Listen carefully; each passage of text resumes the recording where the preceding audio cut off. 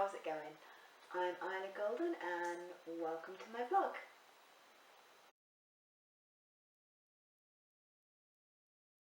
Alright, on today's vlog I'm going to be talking a little bit about the 10th Order.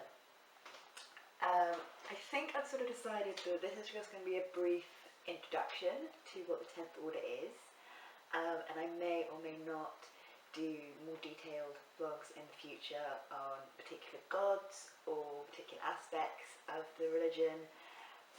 We'll see. We'll see how it goes. You know, it all depends on what I do and do not cover in this one, I guess. So, as I mentioned in some of the previous vlogs, the 10th Order is the main religion that I've created for the multiverse. It is not the only religion I've created for the multiverse, and I'm sure I will cover the others at various points, either together or separately, depending on, you know, how much I think I can talk about each one.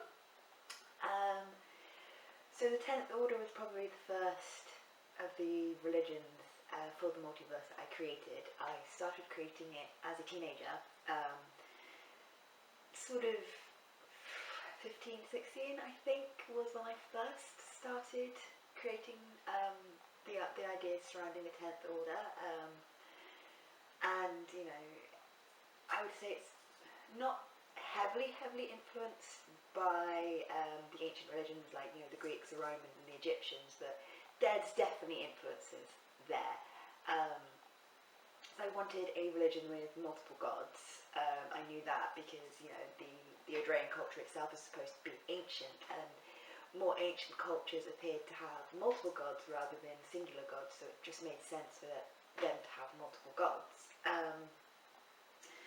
But I also didn't want like so many gods that, you know, I was trying to expect people to remember like far too much. So the religion itself has 8.5 gods.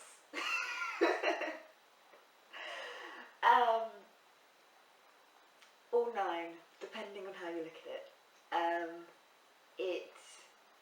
Yeah. How do I explain this?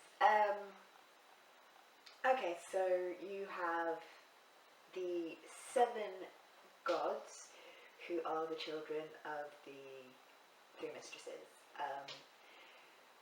And then you have 2 gods, also referred to as the mortal gods, who share the title of the gods of love, who were granted godhood rather than necessarily being born with the power of God in the position of, you know, being descended from the mistresses, which, you know, all the others in the 10th Order are.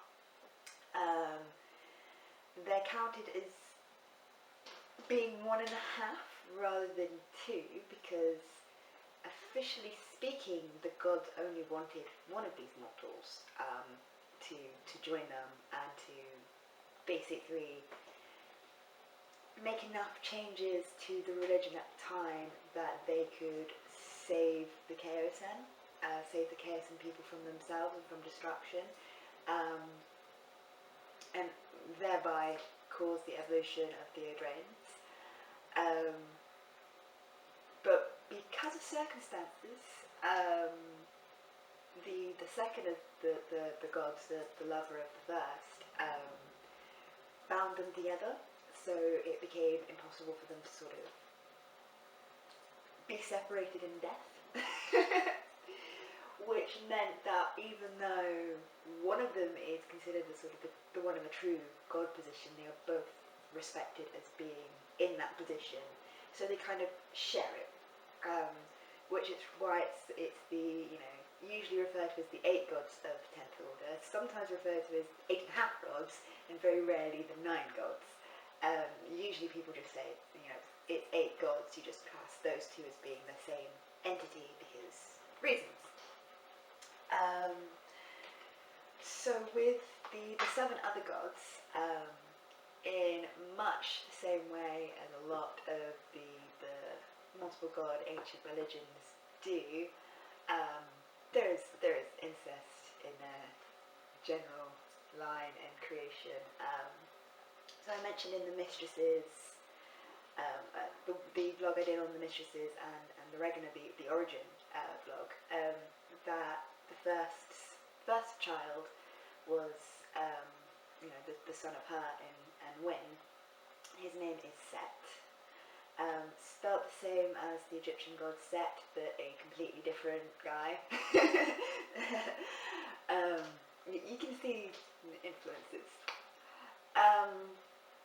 Anyway, watching him grow up, she realised, just how much like his father he was, and with him, she had 2 more children.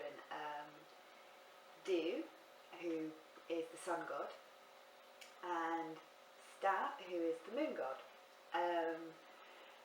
And they end up marrying their aunts.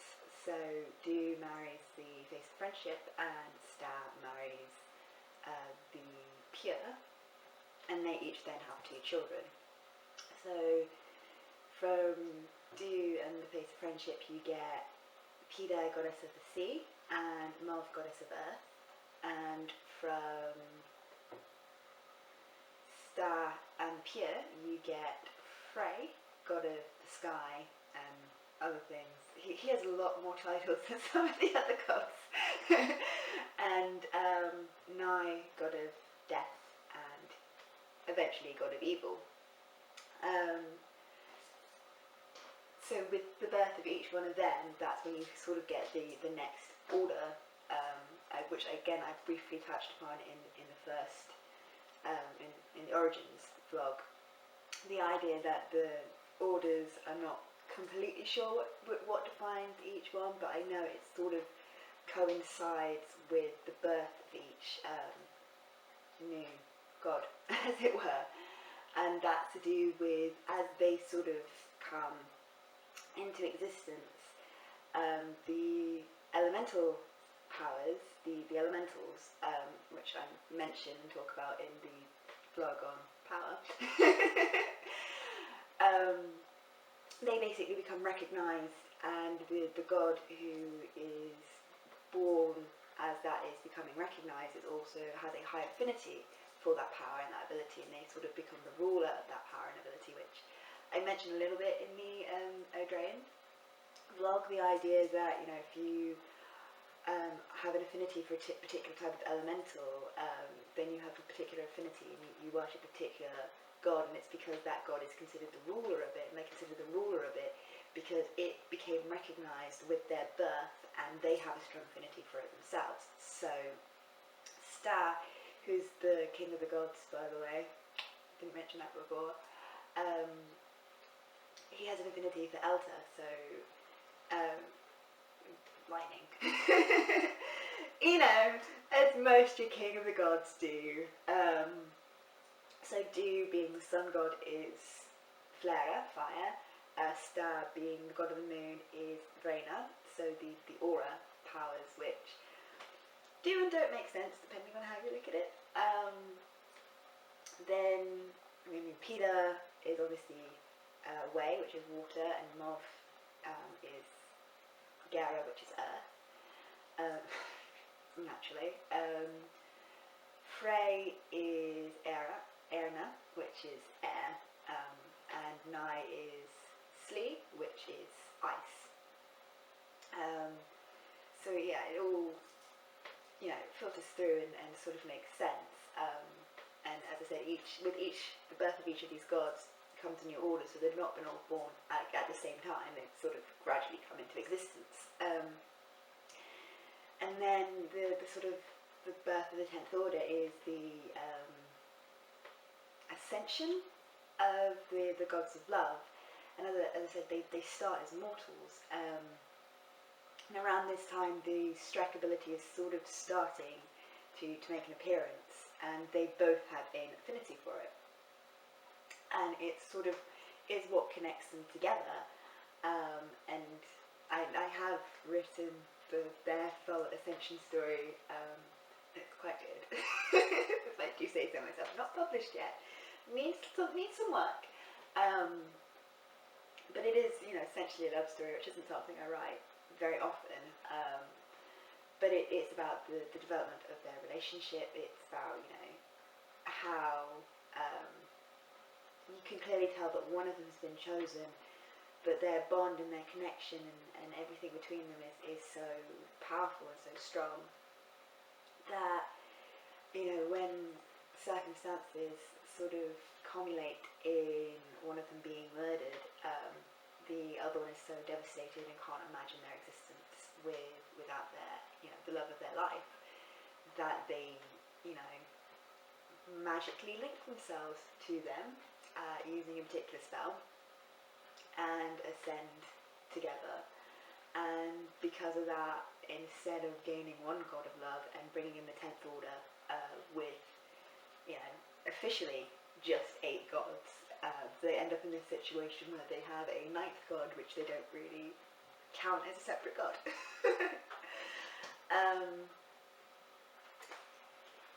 So, sort of go a little bit more into them, although I do think, I do think they do make a more interesting written story than they do necessarily spoken about like this.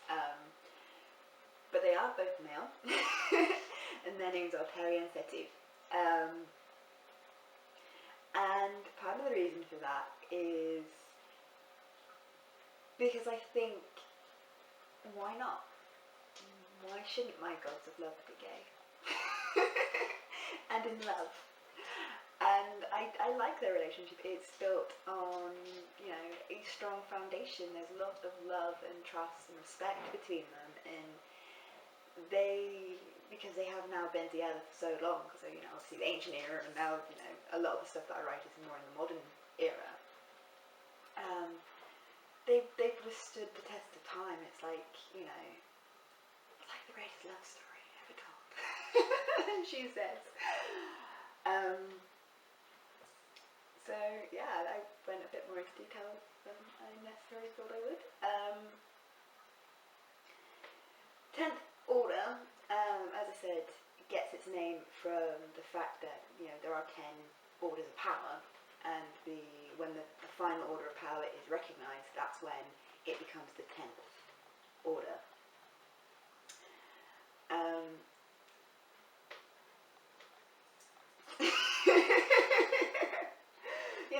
As you do. So the religion itself is very much based on the idea that there are no wrong religious answers. That as long as you're a good person, as long as you do your best to be kind to others and live your life in as good a way as possible, that you will have a good afterlife. And it's not, there's no, you believe this, therefore you are wrong, or you believe this, therefore that is the truth. And I don't like that way of thinking anyway. So they're very accepting of other people's cultures and other people's religious beliefs. But at the same time, knowing that my gods are characters within the multiverse kind of gives that religion a little bit of weight in the multiverse, but then the gods of various other religions that I've created within the multiverse are also physical, characters within the multiverse. So the idea that there are lots of gods is perfectly valid. In fact,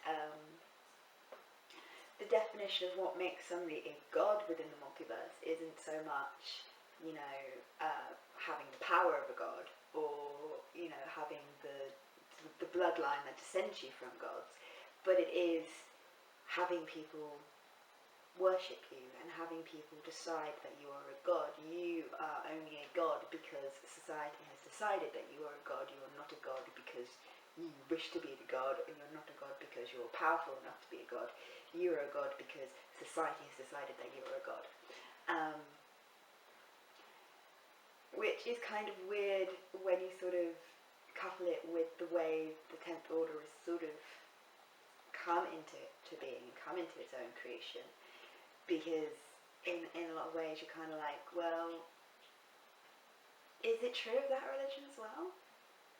did they become gods at the point in time when people started worshipping them, or did they become gods because they were descended from the mistresses and therefore, had a huge hand in creating the multiverse, and the worshipping of them is justified in a lot of ways, and not saying that in the other religions it's not necessarily justified.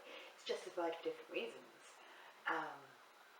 but they do seem to have a pretty good claim to just automatically defaulting to the title of having gods.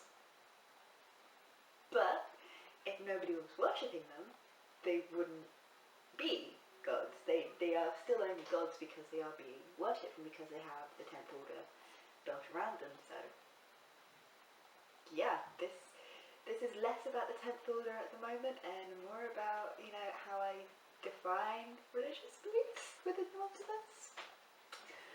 I don't know, that seems like a good topic.